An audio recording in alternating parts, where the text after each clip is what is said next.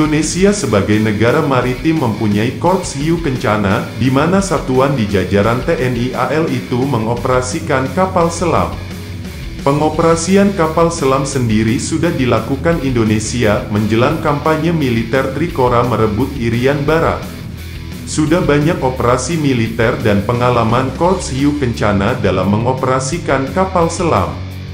Jadi tak diragukan lagi setiap awak kapal selam Indonesia sangat profesional ketika menjalankan misi.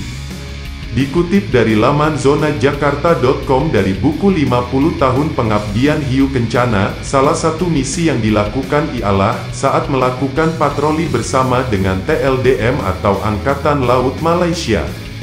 Saat itu tahun 1974, Gugus Tempur Laut atau Guspurla TNI AL mendapat penugasan dari Mabes TNI Angkatan Laut. Tugasnya sederhana, yakni melakukan pengamanan Selat Malaka yang kerap disatroni perompak laut. Namun kali ini, TNI AL akan mengadakan patroli bersama dengan TLDM mengamankan Selat Malaka. Menyadari pentingnya operasi pengamanan ini, TNI AL memerintahkan Korps Hiu Kencana turut andil dengan mengerahkan satu kapal selam yakni RI Pasopati. RI Pasopati saat itu dikomandani oleh Kapten P. Suntoro. Sementara Komandan Guspurla dipegang oleh Laksamana Pertama Mardiono. Kemudian untuk melaksanakan teknis operasi pengamanan, TNI AL dan TLDM bertemu untuk membahasnya. TNI AL dan TLDM akan berpatroli di teritori laut masing-masing, dan terbagi dalam dua etape. Etape 1 kedua AL akan berkumpul di suatu titik untuk berlayar bersama ke Penang, Malaysia. Sedangkan etape 2 hampir sama dengan ke-1, namun akan berlayar ke Sabang, Indonesia. Namun mendadak pihak AL Malaysia tak terima jika kapal selam Korps Hiu Kencana ikut-ikutan berpatroli. Untuk apa kapal selam itu? Kata para perwira Malaysia. Rupanya TLDM khawatir jika RI Pasopati menyusup masuk wilayah lautnya, karena Malaysia tak bisa mempunyai kemampuan melawan kapal selam. Lagi pula, menurut Malaysia, RI Pasopati nantinya akan membahayakan jalannya operasi pengamanan Selat Malaka. Kapten Suntoro meradang mendengar ocehan ini, namun segera diredakan oleh Laksamana Mardiono. Karena dilakukan seperti itu, Kapten Suntoro diam-diam akan memberi pelajaran kepada TLDM, supaya mereka tahu apa itu Korps Hiu Kencana. Pada etape 1 setelah berpatroli, dan semua kapal perang berkonvoi menuju Penang, tiba-tiba saja RI Pasopati secara tiba-tiba muncul di muka pintu pelabuhan. Hal ini sontak membuat panik rombongan konvoi yang dipimpin oleh TLDM, karena tak bisa mendeteksi keberadaan RI Pasopati yang dikira kapal selam milik asing.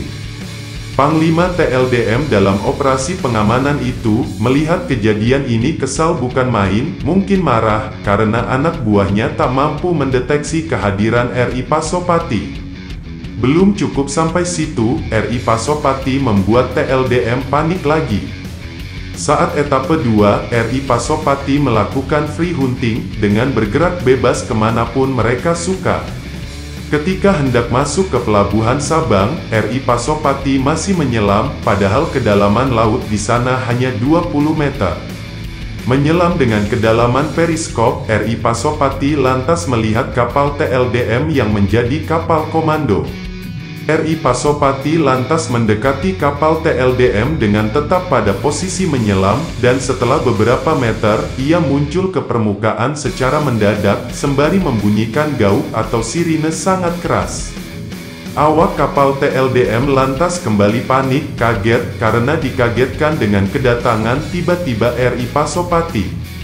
Apalagi mereka syok, lantaran suara sirine memekikan telinga itu, seperti siwar sebelum peperangan datang. Kejadian itu memalukan bagi TLDM, karena 2 kali kapal perang mereka tak sanggup mendeteksi kedatangan RI Pasopati.